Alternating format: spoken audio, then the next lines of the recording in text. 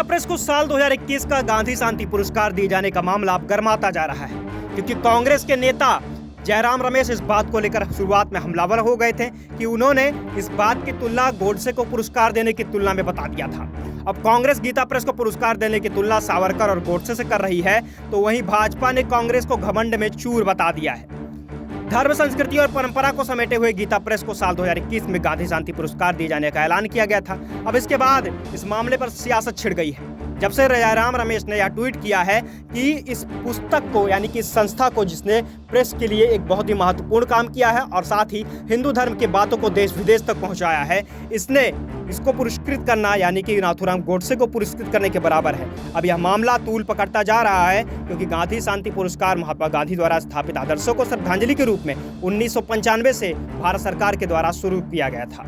अब इन सब के बातों के बाद यह भी साफ हो गया है कि जिस तरह से पिछले दिनों राहुल गांधी और प्रियंका गांधी ने सॉफ्ट हिंदुत्व का एजेंडा सेट करने की कोशिश की थी, जिसके लिए उन्होंने कई बार काफी मेहनत की है और पिछले कई सालों से लगातार मेहनत जारी है। प्रियंका गांधी ने हाल ही में नर्मदा नदी के किनारे दर्शन किया था, स्नान किया था और आरती भी की थी। इससे यह जोड़कर देखा जा रहा था कि आने वाले चुनाव में कांग्रेस का एजेंडा सॉफ्ट हिंदुत्ववादी एजेंडा होगा और वह किसी भी दल पे या किसी भी तरह से किसी भी धर्म के ऊपर फप्ती या टिप्पणी नहीं कसना चाहती है। पर फिलहाल जयराम रमेश ने एक ऐसी बड़ी गलती कर दी है, यूं कहिए कि बहुत भारी चूक कर दी है, जिसका परिणाम अच्छा नहीं दिखता रहा है, क्योंकि कांग्रेस लगातार घिरते हुए नजर आ रही है और भाजपा को एक मौका मिल गया है उसे घेरने का। दरअसल इसी साल गीता प्रेस ने 100 वर्ष पूरे किए गए हैं और गीता प्रेस की स्थापना करने वाले राजस्थान के जय दयाल जी गोयनका गीता पाठ प्रवचन में शुरुआत से ही उनकी रुचि थी और इसलिए उन्होंने इस पूरे संस्थान की रचना की थी।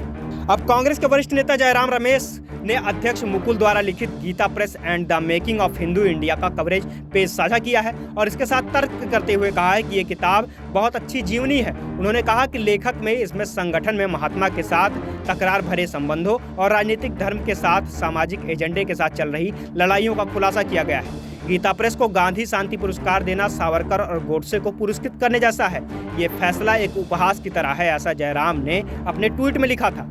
अब इस सब के बाद में सियासत गर्मा गई है, क्योंकि असम के सीएम ने उनके ऊपर तगड़ा पलटवार किया है। असम के मुख्यमंत्री हिमंता बिस्वा शर्मा ने कांग्रेस नेता को आड़े हाथों लिया है और उन्होंने कहा है कि कर्नाटक में मिली चुनावी जीत के घमंड में चूर होकर कांग्रेस अब भारतीय संस्कृति पर खुला प्रहार कर रही है। चाहे वह धर्मांतरण विरोधी कानून को रद्द करना हो या फिर गीता प्रेस की आलोचना करना, भारत की जनता निश्चित रूप से दोगुनी शक्ति के साथ कांग्रेस के ऐसे प्रयासों को नाकाम करेगी। इसके अलावा इस पूरे मामले के ऊपर शहजाद पूनावाला ने भी पलटवार किया है। उन्होंने कांग्रेस को हिंदू विरोधी करार दिया है और लोगों से सवाल किया है कि गीता प्रेस पर उनके हमले में क्या कोई हैरानी है। उन्होंने एक ट्वीट में कहा है कि गीता प्रेस को अगर XYZ प्रेस कहा जाता है तो वो इसकी सराहना करते, चूंकि यह गीता है इसलिए कांग्रेस को समस्या है। पूनावाला ने कहा कि कांग्रेस मुस्लिम लीग को धर्मनिरपेक्ष मानती है, लेकिन उसके लिए गीता प्रेस सांप्रदायिक है। जाकिर नाइक शांति का मसीहा है, लेकिन गीता प्रेस सांप्रदायिक है। अब इन सब के अलावा बता दें कि इस पूरे मामले के ऊपर भी काफ़ी ज़्यादा सियासत होती जा रही है। इससे पहले प्रधानमंत्री नरेंद्र मोदी ने भी गीता प्रेस को बधाई दी थी और इस क्षेत्र में योगदान की सराहना की थी। पीएम ने ट्वीट भी किया था कि मैं गीता प्रेस गोरखपुर को गांधी शांति पुरस्कार 2021 से सम्मानित किए जाने पर बधाई देता हूँ। इन्होंने लोगों के बीच सामाजिक सांस्कृतिक परिवर्तन को आगे बढ़ाने और साथ ही पिछले 100 वर्षों में सराहनीय काम किया है।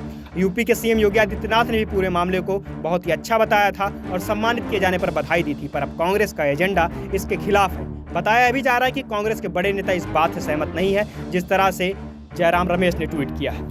खैर, फिलहाल कुछ भी हो, इस मामले पे चक्रपाणी महाराज, जो कि एक सोशल एक्टिविस्ट भी हैं, उनकी तरफ से भी एक बयान जारी किया गया है जिसमें उन्होंने इस पूरे मामले पर निंदा व्यक्त की है। आप खुद ही देखिए कि क्या कुछ कहना है चक्रपाणी महाराज का।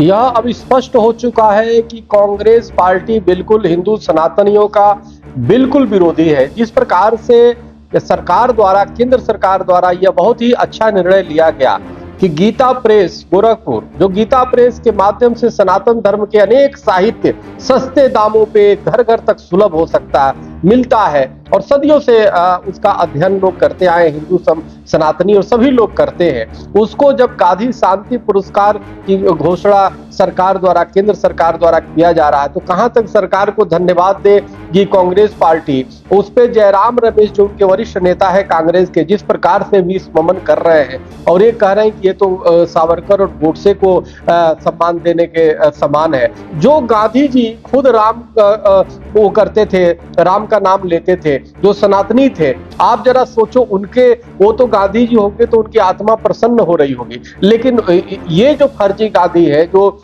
फर्जी कांग्रेस पार्टी के लोग अपने को करते हैं, कितनी गलत रास्ते पे जा रहे, कितनी दुर्भाग्यपूर्ण है। इनके अंदर सनातन धर्म के प्रति कितनी घृणा, नफरत फैली है।